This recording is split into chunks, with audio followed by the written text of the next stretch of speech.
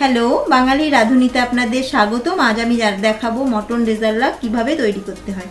Mutton রেজাল্লা তৈরি করতে আমার লাগছে পাঁঠার মাংস, টক দই, আদা রসুন পেঁয়াজের পেস্ট, কাজু পোস্ত আর কাঁচা লঙ্কা বাটা, ধনের গুঁড়ো, সাহা মরিচ, গরম মশলা, শুকনো লঙ্কা আস্ত আর ঘি।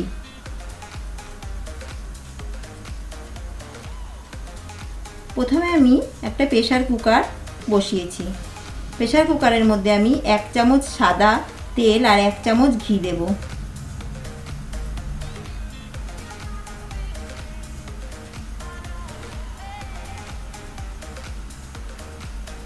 এবার ঘিটা আর সাদা তেলটা গরম হয়ে গেছে। এবার ওর মধ্যে আমি 2টো এলাচ, 2টো দারচিনি আর 2টো লবঙ্গ ফোড়ন দেব।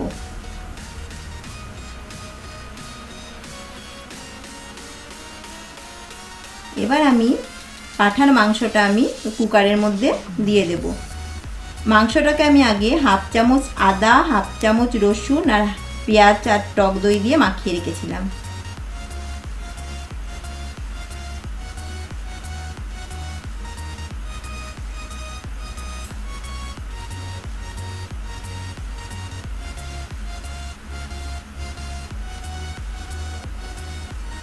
এবার আমি কুকারটা বন্ধ করে 3টে সিটি মারব।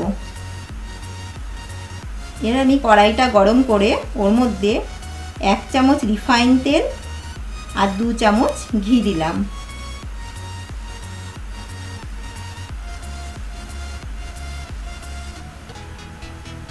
একটু গরম হতে দেব। বেশ গরম হয়ে গেছে। এবার ওর মধ্যে আমি 2টো তেজপাতা ফোড়ন দিলাম আর শুকনো লঙ্কা ফোড়ন দিলাম আর গোটা গরম মশলা দিয়ে ভালো করে ভাজা ভাজা করব।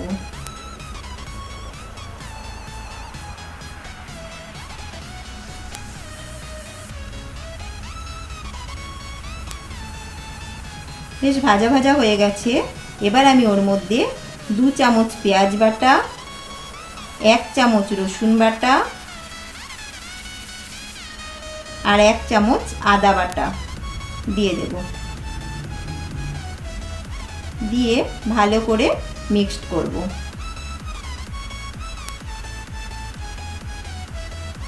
যাতে আদা রসুনের কাঁচা গন্ধটা না থাকে।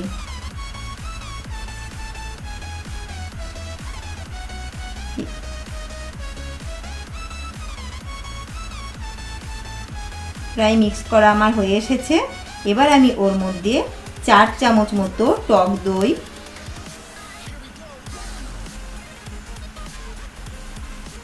আর কাজু বাদাম, পোস্ত আর কাঁচা লঙ্কা বেটে রেখেছিলাম ওই বাটাটা 2 চামচ মতো দিয়ে দিলাম। দিয়ে ভালো করে আমি ওটাকে মিক্স করব।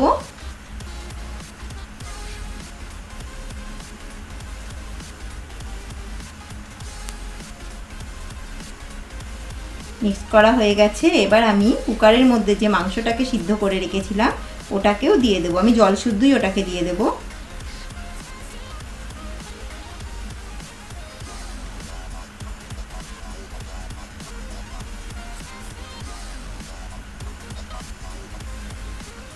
দিয়ে আমি ওটাকে ভালো করে মিক্স করব।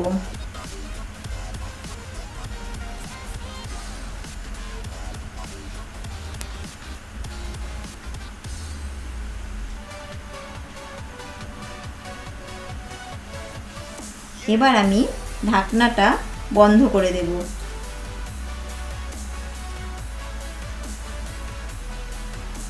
5 থেকে 7 মিনিট হয়ে গেছে। খুলে নিয়েছি ঢাকনাটা। এবার ওর মধ্যে আমি একটু চিনি দিয়ে নিলাম। চিনি দিয়ে একটু মিক্স করে নেব।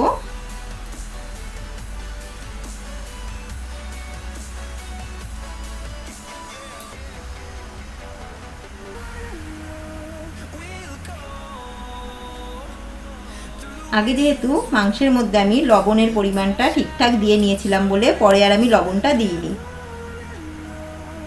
এবার আমি ওটাকে আবার ঢেকে দিলাম 5 মিনিট মতো।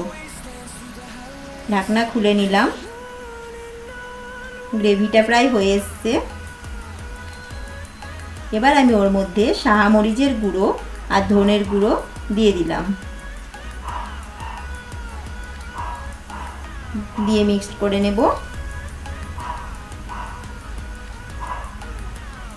নিয়ে ঢেকে রাখবো। রেখে এবার আলাদা পাত্রের মধ্যে আমি 1 চামচ মতো ঘি আর 4টে শুকনো লঙ্কা ফোড়ন দিলাম। দিয়ে শুকনো লঙ্কাটাকে একটু ভাজা ভাজা করব।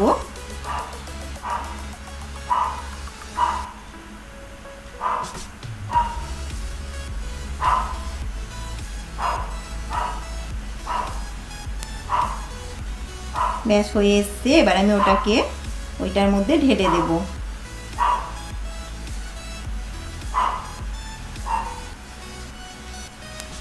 আমার রেডি হয়ে গেছে প্রায়।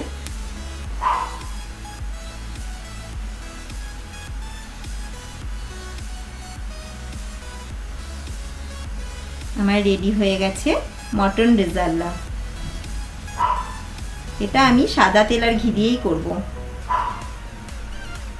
আমার ভিডিওটা যদি আপনাদের ভালো লেগে থাকে তাহলে লাইক করবেন, শেয়ার করবেন, সাবস্ক্রাইব করবেন। Thank you.